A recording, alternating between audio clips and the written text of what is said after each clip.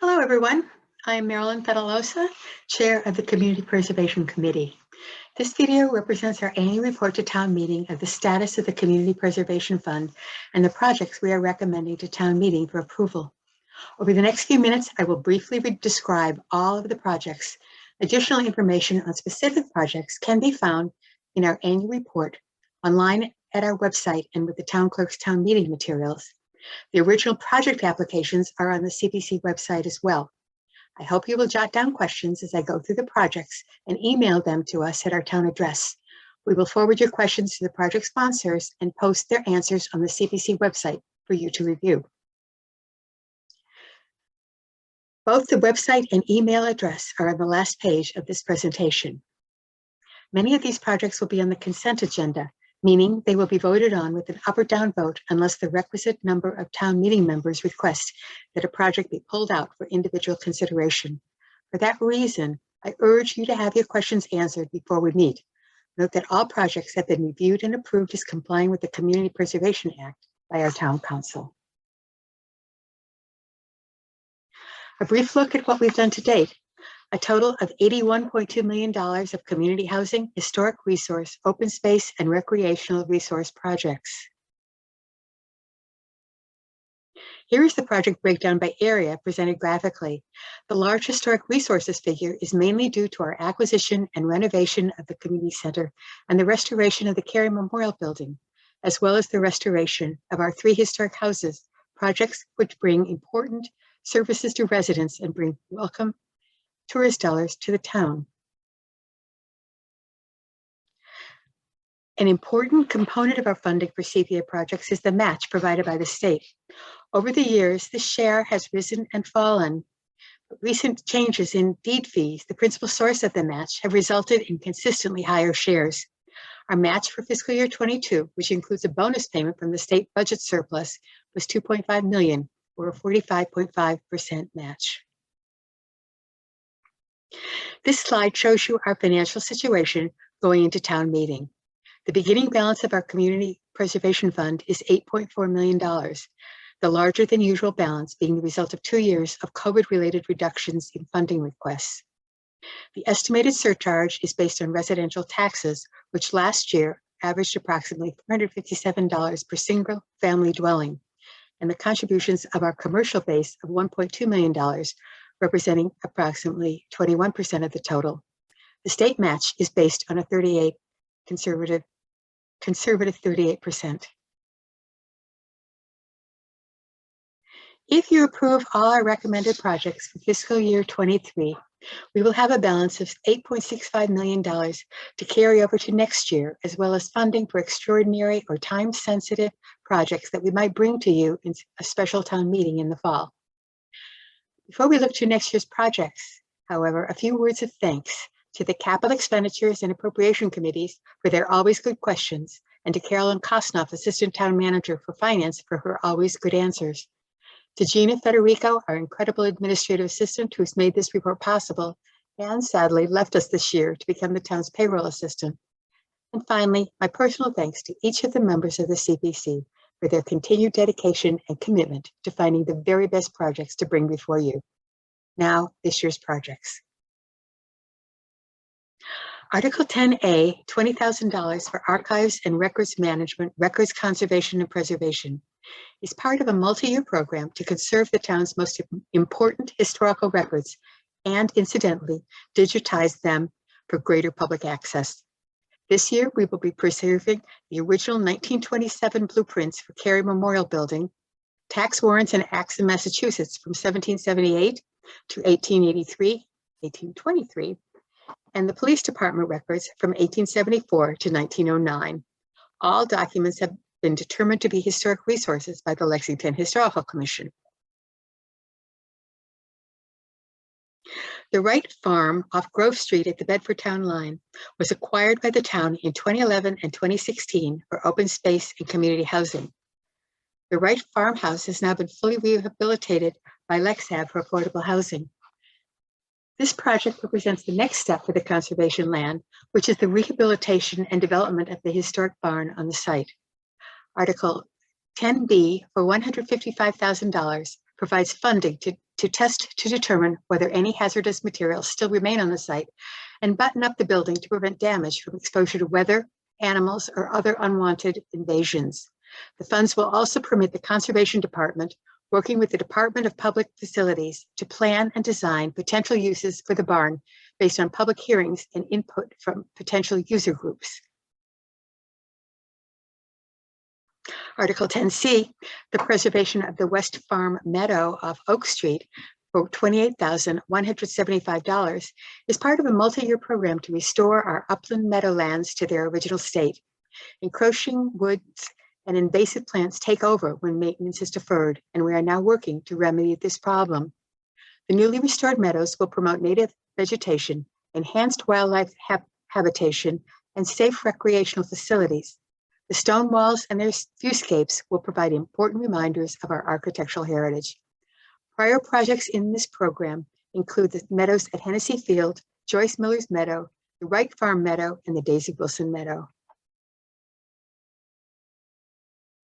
Article 10D, playground enhancements, pour-in-place surfacing at Bowman, Bridge, Estabrook, and Fiske elementary schools, is the next phase of a series of projects that will replace the existing bark mulch, wood fiber surfacing at our playgrounds with a safer and longer-lasting rubber urethane surface.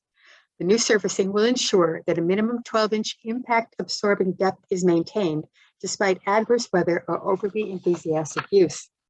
The product has a use expectancy of 15 years and requires little to no annual maintenance. The project will also include the construction of new playground equipment at the Fiske School, which was last replaced in 2006. The total project cost for all facilities is $1,459,591.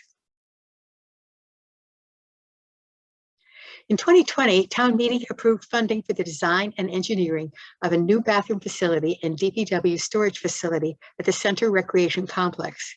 Article 10E covers the $680,000 projected construction cost of the project. The new facility will have 6 bathrooms, 2 of which will be handicapped accessible and 2 will be family facilities. The Gallagher tennis courts and Farias basketball courts at the Center Recreation Complex are in need of resurfacing. The tennis courts were last resurfaced in 2016 and the basketball courts in 2008. This $2,500,000 project, Article 10F, will resurface, paint, and stripe the courts as part of a program to renovate playing court surfaces all throughout town. The project includes the addition of new fencing, athletic equipment, storage sheds, shelter, practice backboards, signage, and other site amenities. Improvements of the park and playground facilities at Kineens Park for $200,000, Article 10G, is the next playground to be renovated and rehabilitated under the Recreation Department's long-term program to ensure compliance with national safety and accessibility standards. This project will update and replace existing playground equipment, including the installation of poured-in-place safety surfaces, as well as signage, a bike rack, and fencing. The facilities at Kineens were last replaced in the year 2004. Article 10H, improvements of the athletic fields at Fiske School, addresses the safety, playability, and accessibility of this well-used field through excavation, laser regrading, natural grass, and the installation of new backstops, fencing, and signage. The project will also improve accessibility to the ball fields.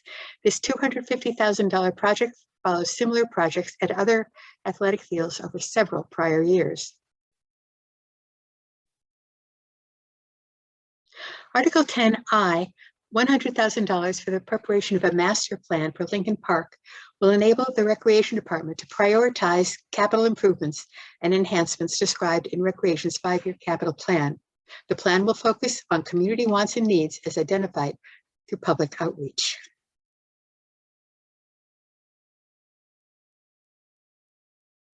This article, Article 10J, for $234,000, will provide funding to LexHAB for the preservation and rehabilitation of 18 of their affordable housing units, including kitchen and bath renovations, electrical upgrades, new doors, and exterior painting to prevent damage. Monthly rents are not sufficient to enable LexHAB to make much needed capital improvements. This project is similar to a request made and approved at 2019 annual town meeting.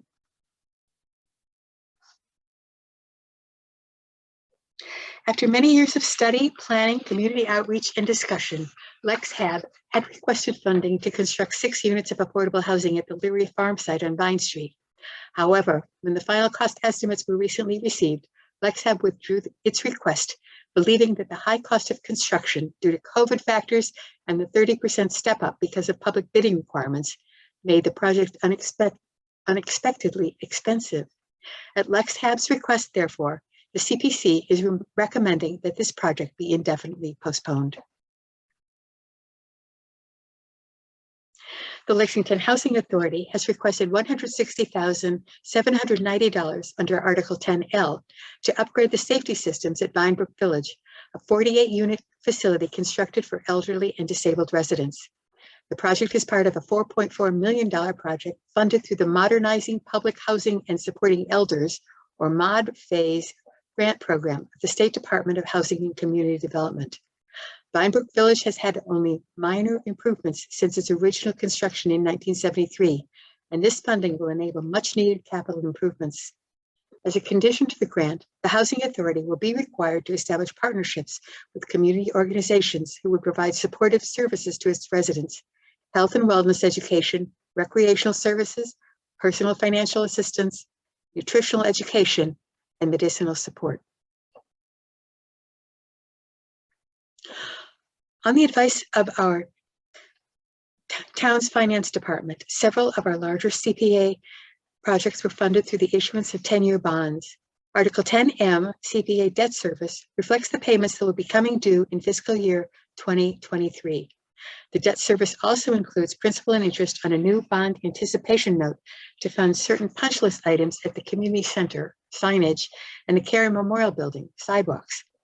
All debt will be fully paid in 2024, except for the remaining Carey Memorial Building debt, which will be paid in fiscal year 2025. This project, Article 10N, is our yearly appropriation of $150,000 to meet the administrative expenses of the Community Preservation Committee, legal fees, appraisals, member dues to the statewide Community Preservation Coalition, and importantly, the salary and benefits of our shared administrative assistant. As always, any funds not actually spent during the fiscal year are returned to the undesignated fund balance of the town's Community Preservation Fund. The Community Preservation Act has been and will continue to be an important source of funding for our town. We are grateful for your support. Thank you for listening to this presentation, and please do contact us if we can provide additional information and answers to your questions.